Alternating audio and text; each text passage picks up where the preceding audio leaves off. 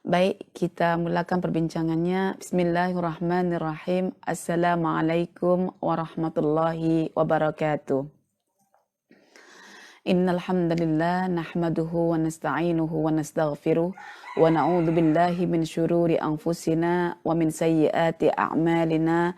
May yahdihillahu fala mudhillalah wa may yudlil fala hadiyalah. Asyhadu an la ilaha illallah wa asyhadu anna Muhammadan abduhu wa rasuluh. Allahumma salli ala Muhammad wa ala ali Muhammad kama sallaita ala Ibrahim wa ala ali Ibrahim wa barik ala Muhammad wa ala ali Muhammad kama barakta ala Ibrahim wa ala ali Ibrahim fil alamin innaka Hamidum Majid.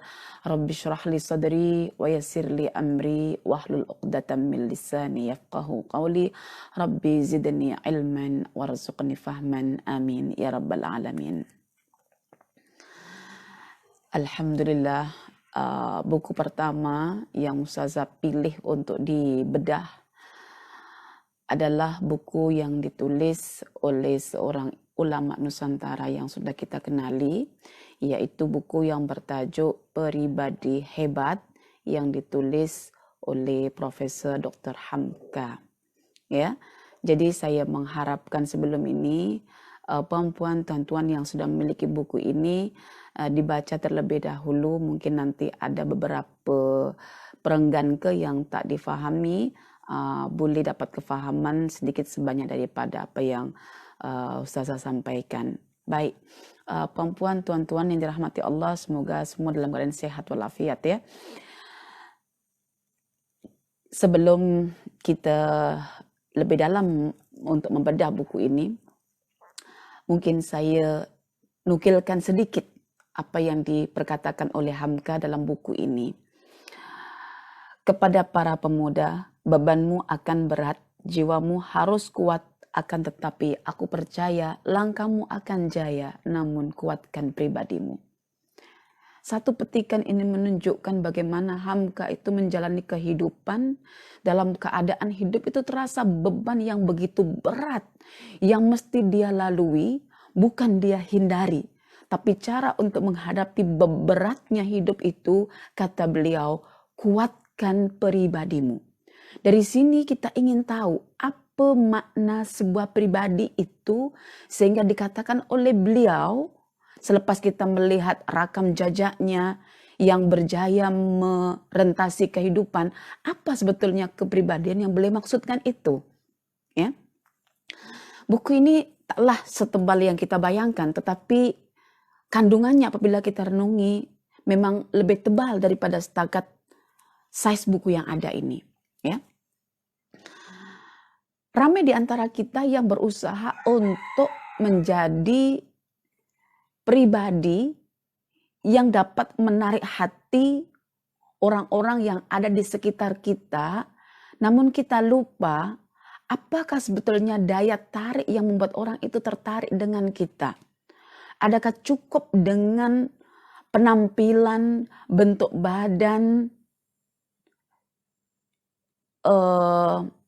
keindahan fisikal, mempercantik paras muka, dan lain sebagainya?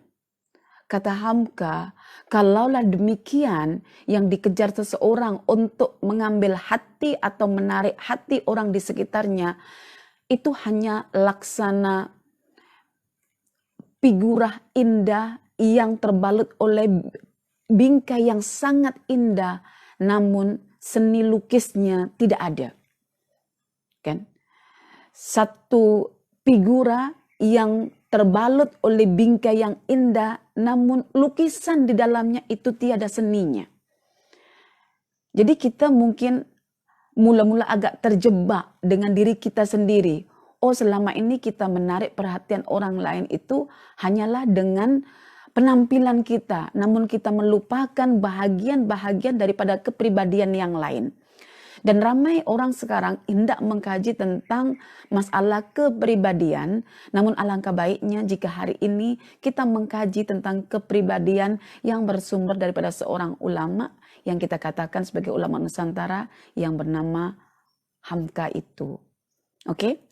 Jadi dalam buku ini sebetulnya banyak perbincangan, tetapi apa yang Ustazah nak bedah adalah bagaimana kita memahami kandungan buku ini supaya menjadi orang yang berkepribadian begitu.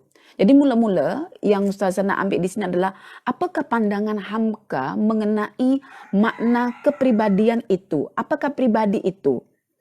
Kemudian yang kedua, mengapa seseorang itu memerlukan kepribadian? Apa nilai pentingnya pribadi itu? Sehingga perlu dipelajari, dikaji. Dan yang ketiga, apa sahaja faktor-faktor yang akan membentuk kepribadian itu? Dan yang keempat, apa jua faktor yang dapat memperkukuh atau menguatkan kepribadian yang telah dibentuk itu? Kemudian seterusnya, yang kelima adalah apa faktor-faktor yang akan melemahkan kepribadian seseorang selepas dibentuk tadi itu? Dan yang terakhir, bagaimana nak menyempurnakan sebuah kepribadian itu? Itu akan kita dapatkan dalam perbincangan buku yang beliau tulis yang bertajuk Pribadi Hebat. Oke. Mula-mula yang pertama adalah apa yang Hamka kata tentang kepribadian itu. Buku ini sebetulnya ada 2 cetakan. Ini cetakan yang terbaru dan ini cetakan yang pertama. Namun muka suratnya tetap sama, cuma cover sahaja yang berbeza. So cover inilah yang menarik pribadi buku ini. Ya, ini cover lama, so diikutkan arus semasa, jadi covernya disamakan begini semua karya-karya Hamka yang diterbitkan oleh pustaka Gema Insani Press. Ya, ini yang baru. Bila saya tengok dalamnya sama sebiji muka suratnya, fontnya sama, semua-sama cuma tukar cover saja. Jadi yang ada buku ini pun boleh buka dan muka surat pun sama sahaja. Ya. Oke, apakah yang disebut dengan kepribadian atau pribadi hebat itu? Pribadi itu. Apabila kita membaca satu buku, selepas kita membaca dan hendak membedahnya, tidak mesti kita sebiji dengan perkataan itu, tetapi bagaimana kita menyimpulkan untuk diri kita agar mudah dalam memahaminya. Sebab kita membedah buku itu bukan kita nak mengikut sebiji perkataan itu sehingga kita tak berkembang. So kita boleh sistematisasikan apa yang dibincangkan oleh beliau ini. Dan selepas saya mengkajinya, sebetulnya kepribadian itu adalah himpunan daripada 4 perkara. Satu, ya, pribadi itu menghimpun nilai pemikiran. Yang kedua, nilai perasaan. Yang ketiga, nilai pergaulan. Dan yang keempat, nilai penampilan atau kesehatan badan, bentuk badan. Ini diletakkan Hamka yang keempat ya, tentang badan, bentuk badan. Jadi, yang namanya pribadi itu adalah kumpulan atau himpunan dari pelbagai nilai yang ada dalam diri manusia. Yang meliputi pertama adalah pemikirannya, kedua adalah perasaannya, ketiga adalah pergaulannya, dan yang keempat adalah penampilannya. Maka apabila kurang daripada himpunan ini akan kepribadian itu. Ya, bagaimanapun Anda sebagai orang yang berpikir tajam, berwawasan luas, yang berperasaan halus, ya, boleh merasakan bahagia kalau orang bahagia, boleh merasakan sedih kalau orang sedih, boleh bersimpati, boleh berempati, boleh juga bergaul dengan baik sesama masyarakat. Namun penampilan itu tidak dijaga. Pakai tudungnya terbalik, pakai bajunya terbalik, pakai songkoknya pun bukan lurus ke depan, songkok tingginya lurus ke samping. Itu juga mengurangkan nilai sebuah kepribadian. Ya, jadi dalam dan luar itu adalah kepribadian. Dulu selama ini kita memahami pribadi itu terkait dengan dalaman, tapi rupanya Hamka tak mengatakan demikian. Semua yang terkait dalam diri manusia yang menjadi perhatian orang dan akan memunculkan satu penilaian, itulah pribadi.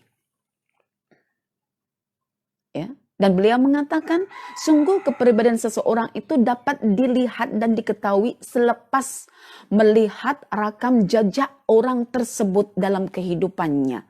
Bermakna setiap kita hidup itu adalah akan mendapatkan penilaian daripada orang di sekitar kita, dan hasil penilaian itu sama ada memperkukuh pribadi kita atau melemahkan pribadi kita. Maka kita mesti tahu apa faktor pembentuk pribadi, apa yang melemahkan pribadi, apa yang menguatkan pribadi, karena hidup itu dalam penilaian seseorang. Cuma bukan bermakna kita mengejar orang menilai kita, kita tetap mengejar ridha Allah, lalu manusia akan menilai kita siapa sebagai orang yang betul-betul berkepribadian yang hebat ataukah yang lemah. Karena itu Hamka meletakkan tentang pribadi yang sempurna itu dikaitkan dengan isu keimanan dan juga penghambaan. Oke, baik. Dari sini saya secara pribadi berusaha untuk mengaitkan kajian saya sendiri terkait dengan pribadi yang pernah saya bincangkan dalam pelbagai seminar yang berbeza-beza, termasuk seminar Nabi Ibrahim ataupun seminar pendidikan, bahwa apa yang diperkatakan Hamka ini sebetulnya tidak lari daripada Al-Quran sendiri. Al-Quran menyebut pribadi itu dengan satu term saja, yaitu Al-Insan, dan bahkan menjadi tajuk salah satu surah dalam Al-Quran. Surah Al-Insan. Insan kita sentiasa menerjemahkan dengan manusia, tapi lebih layak untuk diterjemahkan sebagai pribadi. Dan apa yang saya analisis itu juga ditepati oleh beberapa kajian, seperti yang dikaji oleh Dr. Otong Surasman, ya, dalam PhD beliau tentang masalah kepribadian manusia, ya, yang bertajuk Bercermin pada Kisah Nabi Ibrahim alaihissalam, atau dalam satu buku juga yang ditulis oleh seorang dokter juga yang bertajuk Manusia dalam Perspektif Al-Quran. Cuma saya setakat ini belum lagi menggalakkan buku itu dibaca sangat, sebab takut masih tumpang tindih kalau tidak memahami secara dalam dulu tem-tem Al-Quran itu. Bahwa insan itu lebih bersifat umum yang menunjukkan kepribadian dalaman dan juga luaran.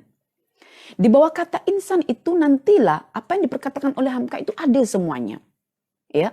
Satu, tentang masalah pemikiran. Bukankah dalam Al-Quran kita dipanggil, disebut oleh Allah dengan Banu Adam? Banu Adam atau Bani Adam itu adalah manusia yang memiliki kepribadian dari segi pemikiran, akalnya cerdik, ya, cepat tanggap, cepat berpikir, tidak lembab, ketika mengambil satu keputusan tepat, tafsirannya bagus, sudut pandangnya luas, wawasannya sungguh sangat luas. Itu namanya Banu Adam. Kalau Anda dipanggil, ya Bani Adam, berpikirlah.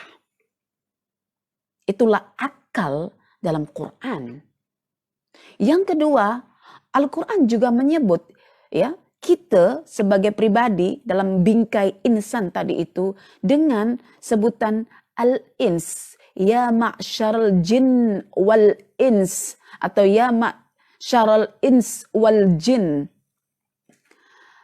Coba tengok dalam Al-Quran, al-ins, ya, ketika Allah menyebutkan tantangan untuk membuat Al-Quran dengan memanggil kata ins, itu adalah seni dalam bersyair itu sangat tinggi pada ketika itu dalam diri manusia, sehingga manusia dipanggil lebih awal daripada jin.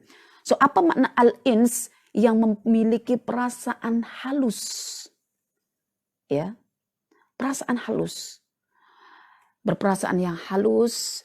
Ya, kalau kita tengok dalam kamus bahasa Al-Quran ataupun dalam dalam bahasa Arab, al-ins itu sendiri adalah bermakna lembut perasaannya. Wanita kalau lembut perasaannya, baik hatinya, itu disebut anisa. Anisa atau ilfah, yang mencinta dan dicinta, ya. Jadi Al-ins itu sangat dalam seninya, sangat lembut perasaannya, sangat sensitif jiwanya, ya, sanggup menahan beban derita. Itu namanya al-ins. Kemudian yang ketiga, kita dalam Al-Quran juga dipanggil dengan sebutan An-nas, ya ayyuhan nas. An-nas itu terkait dengan bagaimana kita menjadi seorang pribadi yang bersosial, hidup bermasyarakat. Ya, ya ayyuhan nas, inna khalaqnakum min dzakarin wa unsa, ya, wa ja'alnakum syu'uban wa qabailan lita'arafu. Ya, supaya kita saling bersosial. Dan yang keempat kita dipanggil, panggilan kita dalam Quran itu adalah al-bashar. Al-bashar adalah bentuk badan, ya, segak badan ke sehat badan ke berpenampilan ke, itu namanya al-bashar. So itu semua terhimpun dalam satu kata namanya insan. Oke, jadi itulah kepribadian itu. Baik, saya tak panjang lebar. Nanti puan-puan, tuan-tuan tengok sendiri dalam perbincangan Hamka macam mana beliau menjelaskan tentang makna pribadi. Yang jelas pribadi itu adalah himpunan daripada beberapa nilai yang ada pada diri manusia, meliputi luaran dan dalaman. Luaran itu adalah bentuk badan, dalaman itu adalah halusnya perasaan, tingginya pemikiran, dan mampu bersosial dengan baik. Artinya mampu menjadi seorang yang berada pada lingkungan masyarakat. Bukan diam duduk dekat rumah saja. Oke. Yang kedua, dalam buku ini juga dibincangkan tentang mengapa sebetulnya kita memerlukan yang namanya kepribadian itu.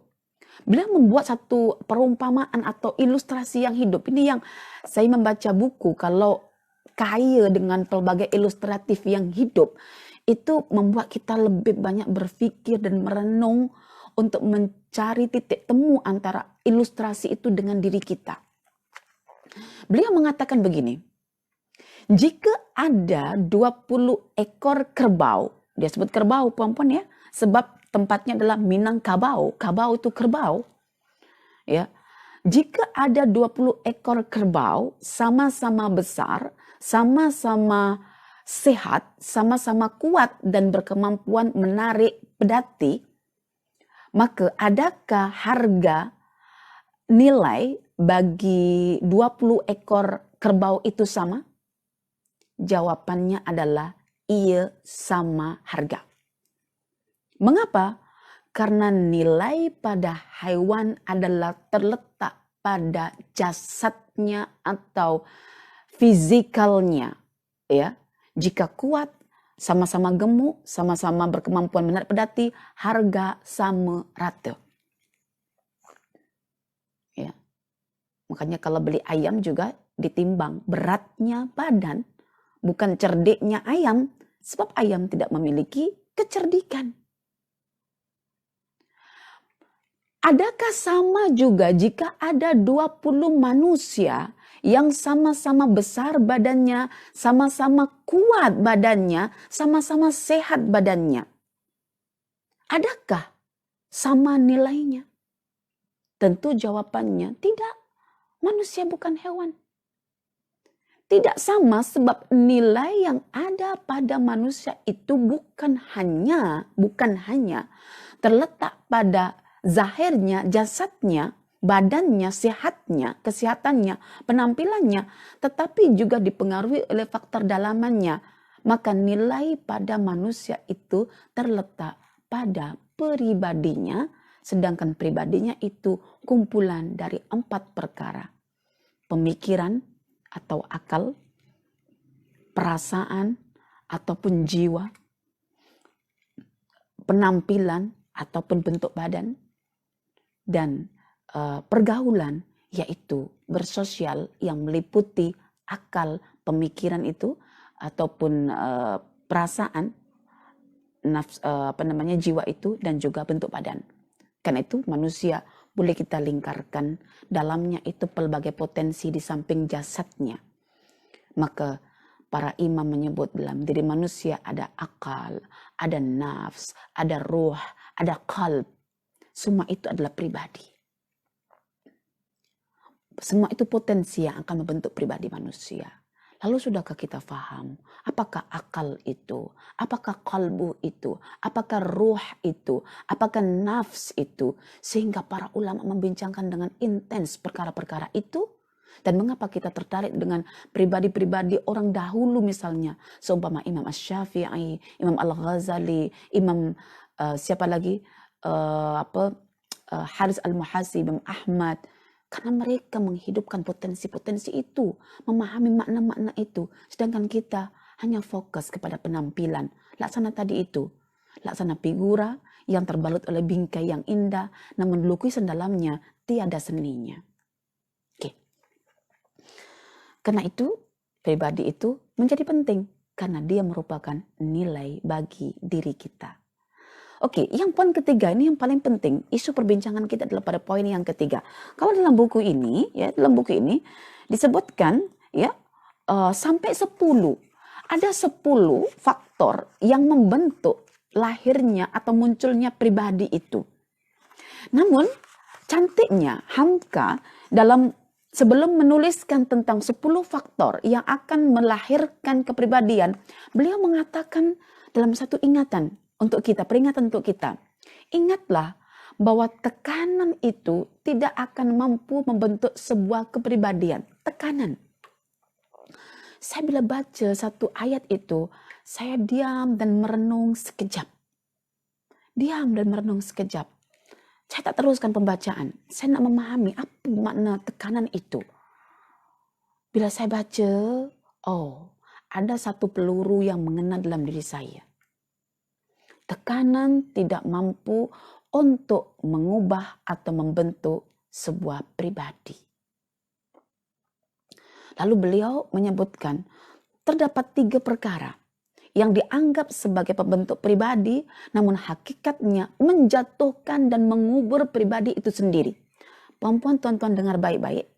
Pertama adalah tekanan dari pihak ibu dan ayah kepada anaknya karena begitu tinggi harapannya pada anak tersebut. Jadi setiap hari anak itu ditekan dan menekan anak-anak itu sama dengan mencantas tunas-tunas bagi anak itu sendiri. Atau merampas hakikat kemerdekaan anak itu sendiri. Ya. Jadi beliau mengatakan bahwa tekanan sikap keras dari pihak ibu dan ayah kepada anak itu malah akan menguburkan pribadi anak itu di masa depannya. Dan yang kedua, hilangnya tanggung jawab para guru di sekolah. Hilangnya tanggung jawab para guru di sekolah. Maknanya, hilangnya tanggung jawab para guru di sekolah adalah guru itu tidak menjalankan rasa wajib dalam sekolahnya dengan mengejar menjadi guru hanya setakat sebagai satu bentuk mencari kehidupan dalam pekerjaannya itu. Bukan karena nilai pada pekerjaan itu, tapi tumpang pada pekerjaan itu. Sehingga misalnya ada guru yang tidak memiliki bakat seni, dimasukkan menjadi guru seni. Hal itu yang akan menghancurkan kepribadian anak. Karena dia diajar oleh guru yang tidak mumpuni, yang tidak ada capability dalam ilmu yang diajarkan. Sehingga hanya mematikan pribadi anak itu. Yang tidak pandai misalnya dalam bidang bahasa, tapi dimasukkan dalam guru bahasa. Yang tidak pandai dalam bidang hafazan Al-Quran, ya, dimasukkan dalam bidang hafazan Quran. Nah, itu akan merusak. Jadi tanggung jawab itu maknanya adalah melaksanakan kewajiban, ikutkan potensi yang dia ada, tetapi bukan mengejar kewajiban itu, tetapi untuk menghidupkan nilai pada pekerjaan itu, sehingga pendidikan di sekolah tidak berada di persimpangan jalan, sehingga membuat dilematik para wali murid untuk memasukkan anak ke sekolah atau tidak. Sekolah alam banyak muncul hari ini. Tapi bagaimana capability yang mengajar itu menghubungkan fakta-fakta alam itu dengan Allah melalui data-data Al-Quran. Itu yang susah untuk dicari. Baik, dan yang ketiga adalah hilangnya pengetahuan seseorang dalam memahami proses pertumbuhan anak. Jadi anak itu seketika dibagi terus jadi begitu. Itu yang akan mencantas yang namanya pribadi anak. Jadi setiap kita memberikan pendidikan pada anak, ketahuilah anak itu dalam tahap pertumbuhan. Sungguh kerja kecil anak ketika kita menghargai pertumbuhan pada diri anak, itu yang akan dibawa anak untuk menanggung pekerjaan besarnya sebagai bangsa, sebagai rakyat bagi satu negara di masa hadapannya. Maka 3 perkara itu disindir oleh Hamka dalam bukunya.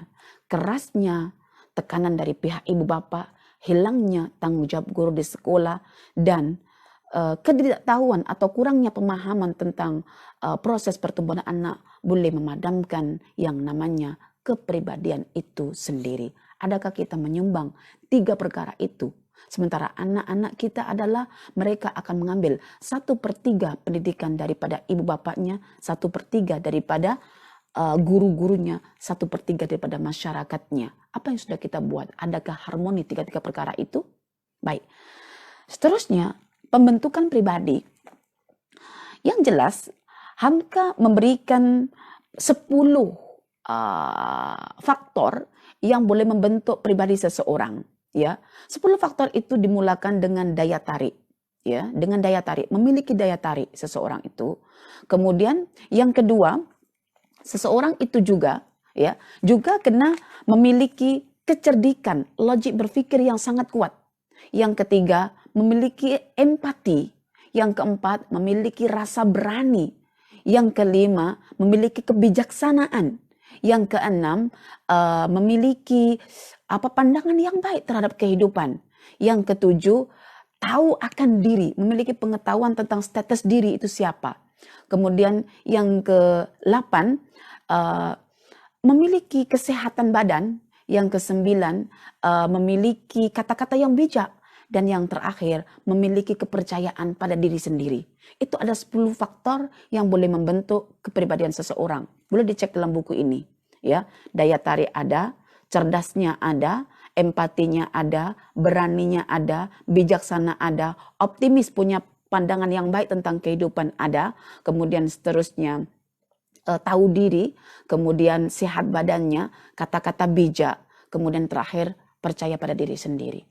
Itu 10 pembentuk kepribadian seseorang. Yang pertama, daya tarik.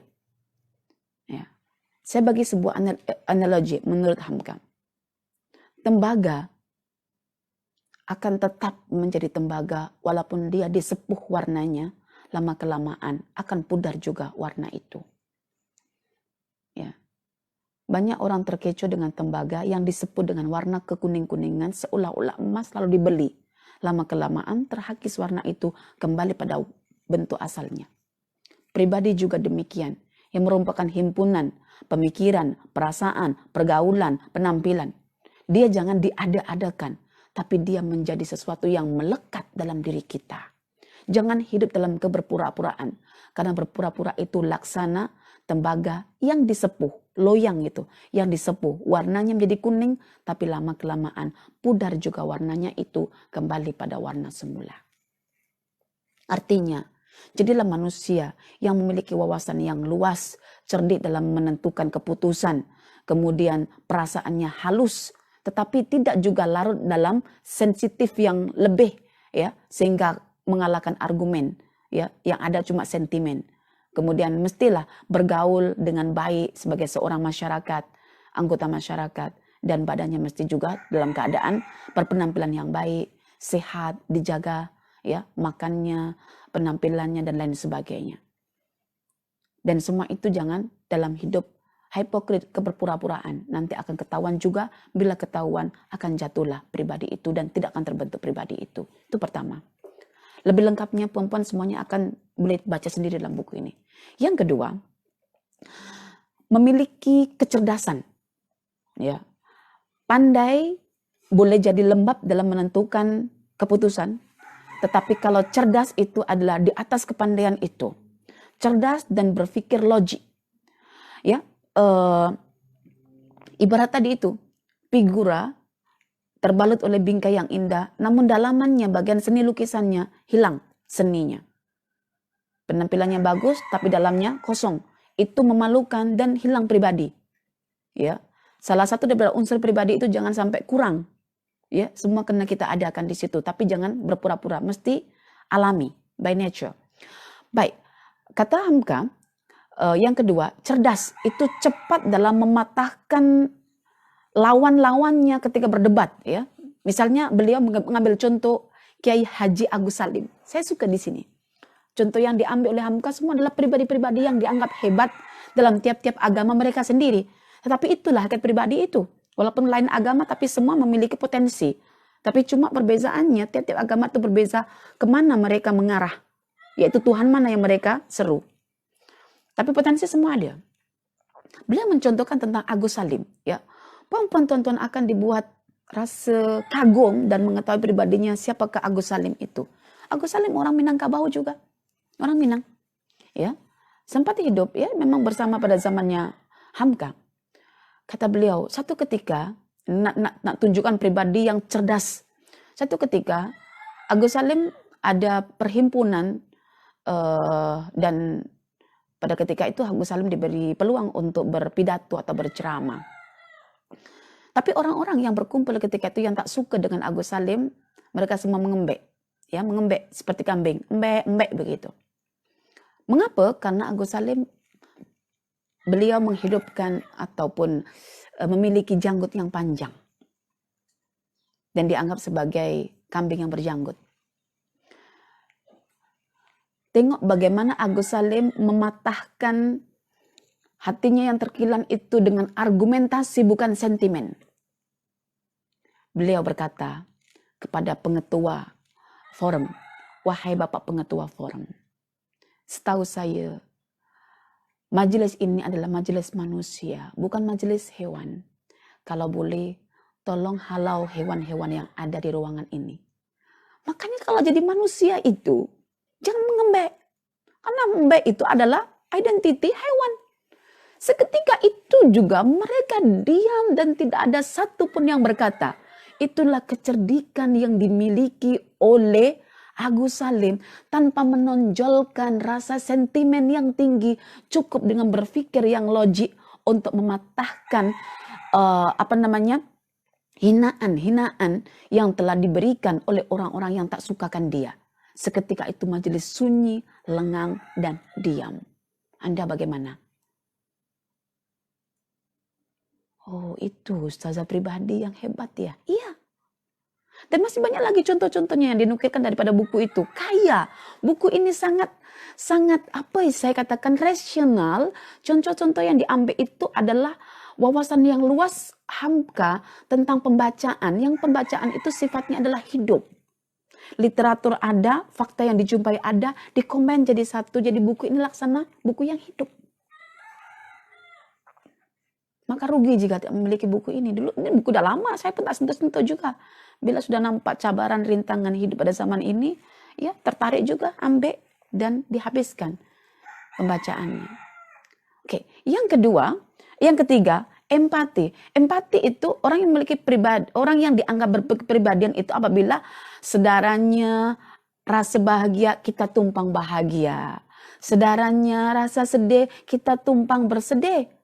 Jangan sebaliknya. Ketika rakannya itu bahagia karena dapatkan rizki yang melimpah, kita dengki kat dia, kita sakit hati kat dia. Itu orang munafik. Ketika dia lagi sedih, ekonominya jatuh, kita seronok apa dan kau muka. Itu menjatuhkan pribadi kita. Ketika ada ustadz yang terkenal, jatuh karena perkataan seketika yang tidak terkontrol misalnya, apa dan muka engkau.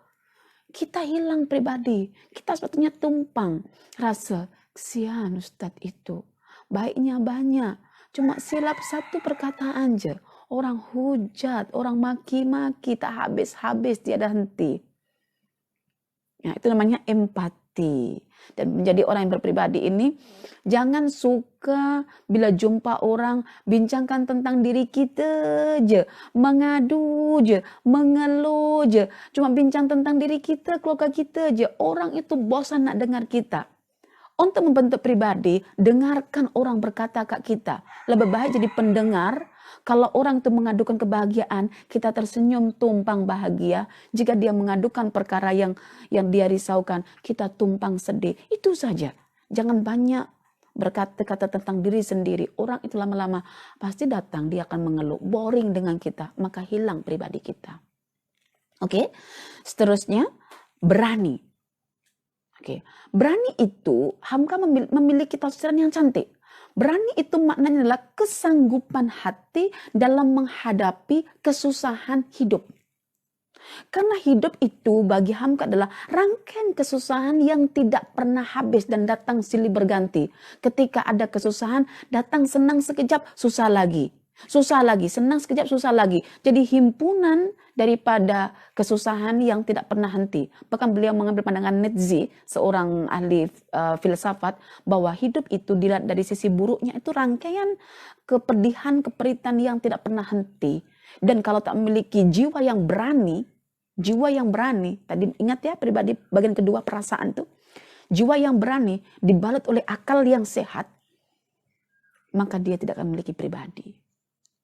Ya, jadi berani itu adalah kesanggupan hati untuk menempuh kehidupan, bukan mengelak dari kehidupan, dan itu dicontohkan dalam karya beliau yang bertajuk Di Bawah Lindungan Ka'bah. Ya, dengan apakah Hamid menjalani kehidupan yang diusir, dipulaukan oleh penduduk kampungnya?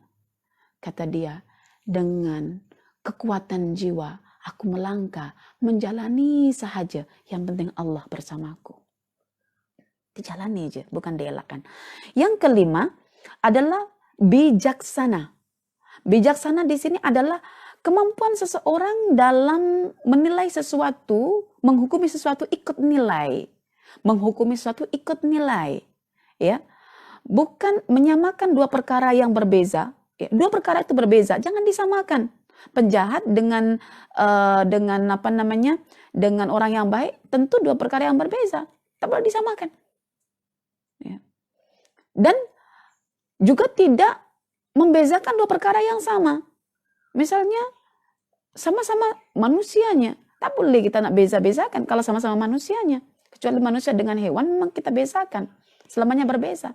Itu namanya orang yang bijaksana.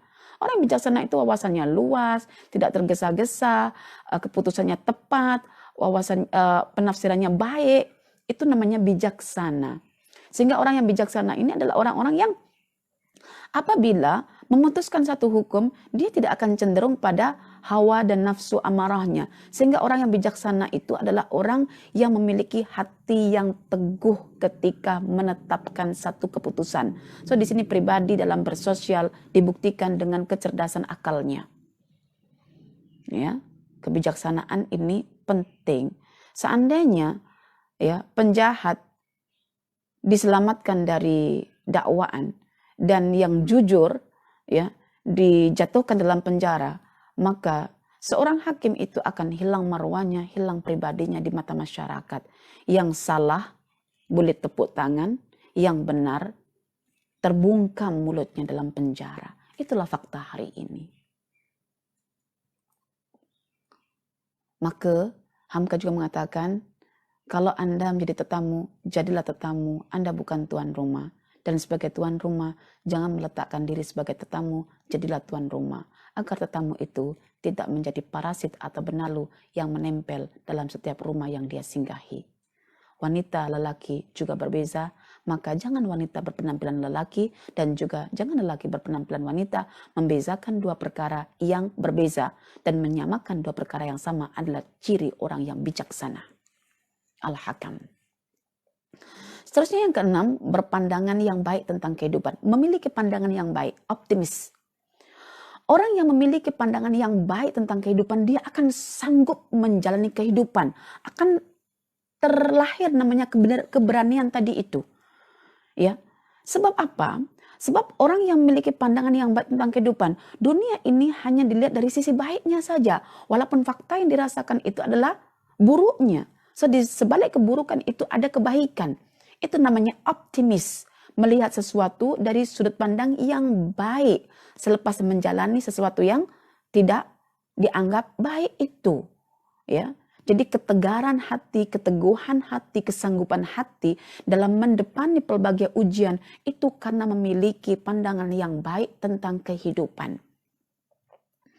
Pandangan yang baik tentang kehidupan dapat diilustrasikan seperti layaknya seseorang yang terkena tusukan duri bunga mawar, tetapi tusukan itu akan hilang ketika mencium wanginya mawar. Seperti orang yang merasakan gelapnya malam, tetapi gelapnya itu tak dipedulikan ketika melihat terangnya bulan. Atau seperti orang yang sakitnya tersengat lebah, tapi ketika merasakan manisnya madu lebah itu, hilanglah sengatan itu, rasa sengatan itu. Itu namanya orang yang optimis, melangkah ke hadapan dengan sudut pandang yang baik bahwa segala sesuatu akan berakhir juga. Hadza sayamur. Ini kesedihan tidak akan seterusnya sedih, akan hilang juga. Itu namanya orang yang optimis. Ya. Karena itu beliau mengatakan Hamka, pandangan yang baik tentang kehidupan dapat memperbaharui kehidupan itu sendiri. Dan saya tambahkan, cara memperbaharui kehidupan itu banyak-banyakkan berinteraksi dengan alam semesta yang kita boleh jadikan sebagai ilustrasi yang hidup untuk membentuk kepribadian kita. Baik. Seterusnya adalah tahu diri. Bagi saya ini penting, bagian ketujuh ini. Tahu diri. Tahu di mana letak kelebihan kita, tahu juga di mana letak kekurangan kita. Bila kita tahu letak kelebihan kita, kita akan tawadhu. Bila kita tahu akan kekurangan kita tidak akan menyombongkan diri. Ya, kita tidak akan menyombongkan diri. Kata Hamka, orang yang sangat membosankan pribadinya adalah merasa serba boleh, kalau orang Indonesia serba bisa. Ya, serba boleh, serba bisa, serba tahu. Kita mungkin selama ini tak paham tentang pribadi, terperangkap suka. Orang itu semua serba boleh. Padahal menganggap diri serba boleh dalam semua bidang itu adalah kebodohan. Dan boleh menjatuhkan pribadi itu sendiri. Maka tekuni bidang kita, batasi diri kita. Ada pada bidang yang mana, itu yang akan kita kembangkan. Ya, sungguh membosankan orang yang mengaku semua serba boleh, serba tahu. Karena itu Hamka membaca satu karya dalam tulisannya itu Kalila wa Dimna. Kita ada buku itu Kalila wa Dimna tentang fable, tentang belajar melalui hewan. Ya, dalam kitab Kalila wa Dimna itu beliau mengambil satu cerita dan memiliki satu pandangan sendiri bahwa orang yang tahu diri itu akan mampu beradaptasi dengan baik. Ketika ada kelebihan, dia tidak akan menyombongkan diri. Ketika ada kelebihan, dia justru akan merendahkan diri. Beliau mengatakan begini, orang yang tahu dirinya, ketika ada kelebihan, maka dia akan mengikut cara padi yang merunduk. Ketika ada isi, dia akan merunduk. Dia tahu posisi diri, ketika ada isi, dia merunduk. Tetapi ketika dia tidak ada isi, dia untuk kisah kancil. Kancil ketika di hutan, puan-puan tuan-tuan, dia mendengar ada bunyi menggema yang sangat nyaring. Dia cari di mana sumber bunyi itu. Ternyata ada satu kalau kita katakan itu sejenis tembikar begitulah yang kosong tengahnya, yang tidak ada isi. Tetapi ketika ada ranting yang jatuh ditiupkan oleh angin mengena tempat itu, ya, tembikar itu, terus bunyi dung begitu. Si kancil ingin tahu apakah isi ke dalam itu sehingga boleh memantulkan suara yang begitu nyaring. Ketika dihancurkan oleh kancil karena ingin tahu isinya, rupa-rupanya kosong. Jadi yang kosong itu nyaring bunyinya. Yang isi itu tiada bunyinya. Maka orang-orang yang nyaring bunyinya itu sama ada karena dia ada tahu ilmu ataupun kosong ilmu. Ya, kepada orang yang kosong ilmu kita menghindari sebab nyaring itu keluar daripada ke ruang hampa, ruang yang kosong, tetapi yang berisi itu dia akan merundukkan diri. Itulah falsafah yang diambil oleh Hamka ketika berisi merunduk laksana padi, ketika kosong jangan nyaring bunyi laksana tembikar itu tadi. Kemudian yang ke-8 tentang sehat badan. Kesehatan badan ini sangat berpengaruh terhadap kelancaran berpikir. Anda kalau misalnya sehari tidak mandi, tidak menjaga kebersihan badan, makan tidak yang sehat-sehat, ya badan sakit menderita, akan kurang berpikirnya itu. Karena berpikir itu, dia akan melibatkan proses pemerhatian, proses pendengaran, baru diolah oleh kalbu. Tanpa ada pendengaran, pemerhatian, bagaimana jadi kalbu merespon semua yang diterima oleh pendengaran dan penglihatan itu. Karena itu Hamka mengaitkan kejernihan berpikir itu ditentukan oleh kesehatan badan. Maka dalam Al-Quran, dalam hadis Nabi SAW juga, dikatakan bahwa kebersihan itu separuh daripada iman, karena iman itu puncanya daripada pemikiran, dan pemikiran itu melibatkan kalbu. Sedangkan kita sendiri dalam Islam, dalam Quran dalam sunnah dianjurkan untuk, digalakkan untuk toharah. Dan toharah itu meliputi 2, toharah dengan wudhu atau toharah itu dengan mandi. Dan itu akan menjernihkan kita punya pemikiran. Maka para imam ketika akan menulis buku, dia akan mandi dulu atau wudhu dulu. Karena itu cara untuk memberikan nutrisi pada dalaman yang namanya kalbu kita. Masya Allah. Jadi jangan kita cuma menghafal an-nadhafatu minal iman, innallaha jamilun yuhibbul jamal. Tetapi nilai di sebalik kesehatan itu sendiri adalah memiliki pengaruh yang luar biasa dalam menajamkan proses berpikirnya kalbu ketika telinga dan mata itu mendengarkan atau menyaksikan fenomena. Oke, seterusnya. Bijak dalam berkata-kata. Orang yang bijak berkata-kata, itu dia akan menghidupkan pribadinya. Bahkan orang akan menilai itulah orang yang berkepribadian. Dan kita tahu bahwa kata-kata itu adalah representatifnya kalbu. Karena setiap orang yang berkata itu ikut geraknya kalbu. Dan kalbu itu adalah alat untuk berpikir dan memahami. Karena itu setiap kata-kata yang bijak, kata Hamka, adalah kata-kata yang keluar daripada kalbunya, dari jiwa manusia. Dan setiap kata-kata yang keluar dari hati, dia akan menembus masuk ke dalam hati. Setiap perbincangan buku apabila diolah dengan menggunakan pendekatan kalbu yang berpikir, bukan berpadu pada buku semata-mata, ada kritis, ada analisisnya, maka dia akan sampai pada audiens. Karena apa? Dia diolah oleh ketajaman kalbu dan dia akan masuk ke dalam kalbu. Tetapi kata-kata yang keluar hanya setakat untuk pemanis bibir, dia hanya sangkut dalam telinga. Karena kata-kata itu cuma diucapkan oleh lisan, bukan digerakkan oleh kalbu. Dan Anda boleh menilai mana orang yang memiliki kepribadian itu dengan yang tidak. Itu melalui kata-katanya yang penuh hikmah. Dan Allah mengatakan, barang siapa diberikan hikmah, sungguh Allah telah memberikan kebaikan yang luar biasa. Yu'til hikmata man yasha wa man yu'tal hikmata faqad utiya khairan katsira. Orang yang diberikan kata-kata hikmah, diberikan wawasan yang luas untuk menentukan satu keputusan, itu adalah orang yang diberi hikmah oleh Allah, bermakna kebaikan yang banyak mengalir pada dirinya. Dan yang terakhir, percaya pada diri sendiri. Ini penting dan ilustrasinya ada pada kisah burung. Itu yang saya sempat share dekat Facebook itu, bahwa untuk memahamkan tentang pribadi yang percaya pada kekuatan diri sendiri dengan bergantung kepada Allah adalah melalui ilustrasi. Ilustrasi itu ada pada burung. Burung ini kita mungkin anggap kejam. Kejamnya apa? Dia hanya memberikan makan pada anaknya yang telah menetas itu saja. Lepas sudah nampak bulu-bulunya, dia rasa kuat, terus ditinggal.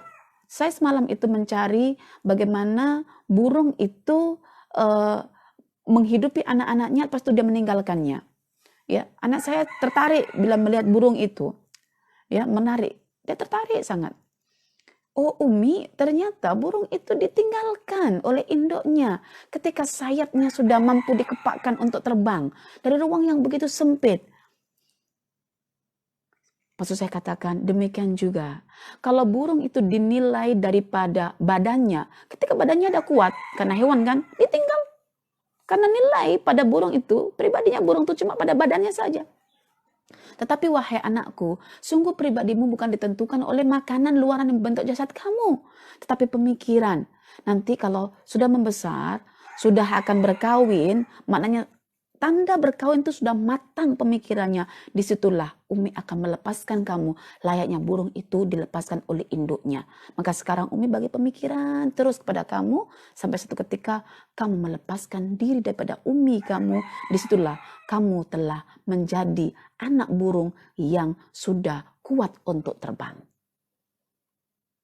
Tetapi ketika masih kecil, engkau tunjukkan kelemahan kamu pada Umi, dan Umi akan tunjukkan kelemahan Umi pada Allah, sehingga Allah membantu Umi untuk membentuk kepribadian kamu.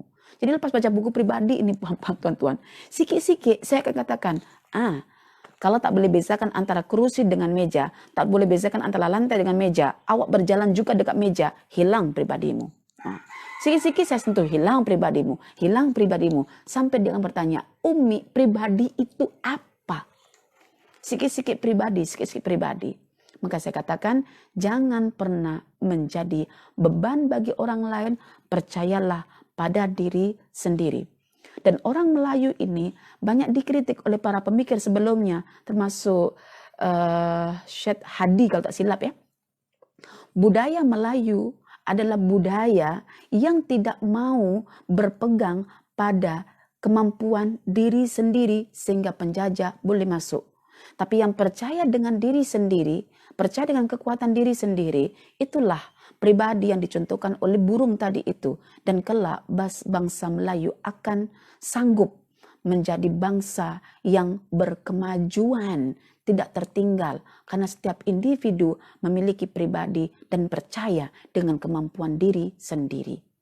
Dan kita sebagai seorang mukmin, kita percaya bahwa kemampuan diri kita itu ada ketika kita mengenal Allah Al-Qawiyyu, Allah Al-Matin, Allah Al-Aziz, Allah Al-Jabbar, Allah Al-Ahad, Allah As-Samad, alladzi lam yalid wa lam yulad wa lam yakul lahu kufuwan ahad. Ya. Masya Allah, itu 10 pembentuk kepribadian. Dan sebetulnya masih banyak lagi yang perlu dibincangkan. Saya begini, puan-puan dan tuan-tuan. Kalau saya ambil, pembentuk pribadi deh, tarik, cerdik, empati, itu apa yang kita dapat? Jadi banyaknya perbincangan Hamka itu, setidaknya 1 poin, 2 poin, bila kita huraikan dengan baik, itu yang kita tangkap. Bakinya, itulah tugasan puan-puan, tuan-tuan, merumuskan sendiri. Dan saya bagi tahu, masih ada lagi kan yang namanya faktor penguat pribadi.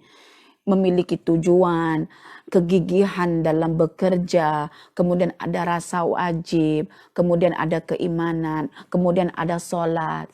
Kemudian yang boleh melemahkan pribadi menjadi bayang-bayang bagi orang, ya, ikut tradisi lama, adat yang telah, pusaka yang telah usang, kemudian menjadi benalu pada orang lain. Benalu itu parasit, menjadi budaknya, hambanya buku, menjadi orang yang serba tahu, serba boleh, tak tentu arah, ya. Dan penyempurna pribadi itu memiliki pandangan hidup yang meluas, seperti ada kesabaran, ada tanggung jawab, ada kejujuran, ada juga namanya kemahuan keras, kemudian ada keikhlasan, ada semangat yang kuat, dan yang terakhir ada namanya berperasaan halus. Ini semuanya saya ikut pembacaan saya, puan-puan baca senang dan mudah difahami, sebab beliau menulis dengan memberikan banyak contoh.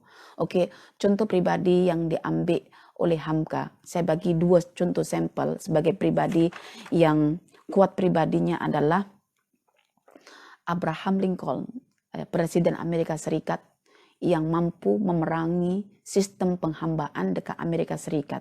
Selepas 30 tahun dia menjadi orang yang ingin berpengaruh dipandang masyarakat dan akhirnya memiliki jabatan, dan beliau akhirnya ketika jabatan, maksudnya kekuasaan dipegang, maka dia akan merealisasikan cita-citanya. Maka jadilah sistem penghambaan orang hitam di wilayah Amerika Syarikat ketika itu hilang karena seorang pribadi yang bernama Abraham Lincoln.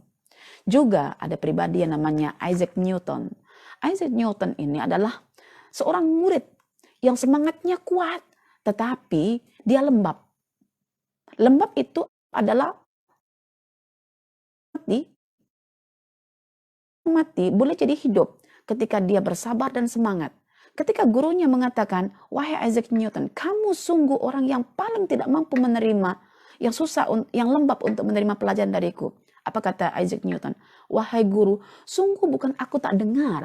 Aku berusaha mendengar. Aku berusaha untuk memahami. Tapi bagi masa aku untuk memahaminya? Karena aku sungguh lembab. Tapi ketika dia bersabar, semangat, tidak pernah putus. Jadilah seorang Newton yang memiliki satu teori yang namanya gaya gravity. Demikian juga anak-anak kita.